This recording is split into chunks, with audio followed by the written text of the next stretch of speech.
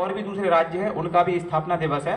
तो थोड़ा सा हम इसकी ऐतिहासिक पृष्ठभूमि देख लेते हैं कि मध्य प्रदेश का अगर हम नक्शे पर गौर करें या भारत के नक्शे पर गौर करते हैं तो सदा से ऐसा ही नहीं रहा है, ये कुछ ऐतिहासिक घटनाओं के परिणाम स्वरूप समय समय पर बदलते रहा है।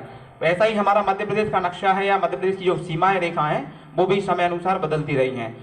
वैसे स्थापना अगर कही जाए तो 1 नवंबर 1956 को मध्य प्रदेश की स्थापना होती है, पर उससे पहले भी हमारा देश 1947 को आजाद होता है, 15 अगस्त 1947 को, जैसा कि हम सबको याद है। तो 15 अगस्त 1947 को देश का नक्शा ऐसा ही नहीं था, उससे पूर्व देश जो था हमारी कई रियासतों में बटा हुआ था, छोटी और बड़ी रियासतों में से। फिर देश आजाद होता है 1947 में।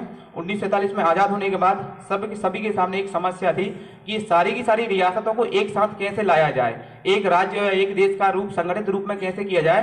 तो इसका बीड़ा उठाया जाता है सरदार वल्लभ भाई पटेल के द्वारा। सरदार वल्लभ भाई पटेल के द्वारा लगभग देश जब आजाद हुआ था तो 565 रियासतें थी, छोटी और बड़ी। उन सभी छोटी बड़ी रियासतों को एकत्रित करने का काम और भारत के निर्माण का काम, भारत को एक करने का काम सरदार वल्लभ भाई पटेल द्वारा जी किया गया। और फिर आती है कि राज्यों को सुचारू रूप से चलाया कैसे जाए, किस प्रकार से उनका गठन किया जाए। तो सभी जो भी हमारे बुद्धिजीवी लोग हैं वो चाह रहे थे कि राज्यों को एक प्रशासनिक रूप में हम उनको विभाजित किया जाए और प्रशासनिक दृष्टिकोण से उनका बंटवारा किया जाए, प्रशासनिक रूप से उनको बांटा जाए।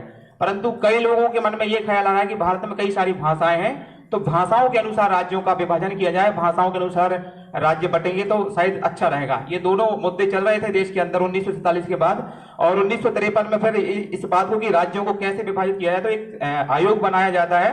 तो आयोग के द्वारा 3 साल में एक रिपोर्ट दी जाती है कि कई बार कहा जाता है कि राज्यों को प्रशासनिक रूप से बांटा जाए, परंतु इसके रूप में कई लोग कह रहे थे, इसके विपरीत कह रहे थे कि राज्यों को भाषाओं के अनुसार बांटा जाए। जिसमें एक व्यक्ति थे आंध्र प्रदेश के श्री रमल्लू पोटारमैया, वो इसके पक्ष में थे कि राज्यों को भाषाओं के अनुसार बांटा जाए, और वो अनशन पर बैठ गए, मतलब भूख हड़ताल पर बैठ जाते हैं।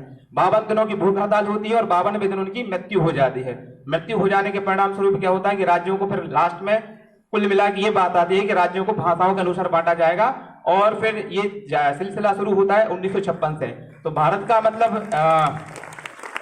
भारत का जो स्थापना दिवस है 1 नवंबर 1956 को भाषाओं अनुसार फिर राज्यों को बांट दिया था। और इसी के अनुसार जो हमारा मध्य प्रदेश जो है 1 नवंबर 1956 को हमारा अस्तित्व में आता है, और दोबारा फिर इसका पुनर्गठन किया जाता है 1 नवंबर 2000 को, जिसमें छत्तीसगढ़ राज्य को अलग कर इसको मध्य प्रदेश का वर्तमान स्वरूप जो है हमारे सामने आता है। वर्तमान में हमारे मध्य प्रदेश राज्य में 52 जिले हैं और 3 जिले और बनने की संभावनाएं हैं, और आगामी जिले में शायद हो सकता है कि 55 जिले हो जाए, और इतना बड़ा राज्य जो है जिसके हम निवासी हैं। तो हमारा ये कर्तव्य दायित्व है कि उसकी जानकारी हम रखें, और हम जो भी कार्य करते हैं या पढ़ते हैं लिखते हैं या कोई भी कार्य करते हैं तो वो केवल हमारे जीवन में उपयोगी नहीं होते, हमारे जीवन में सुधार नहीं करता, बल्कि हमारे देश को, हमारे समाज को और हमारे राज्य को भी विकसित करता है।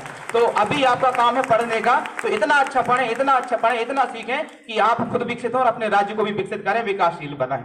धन्यवाद। जय हिंद।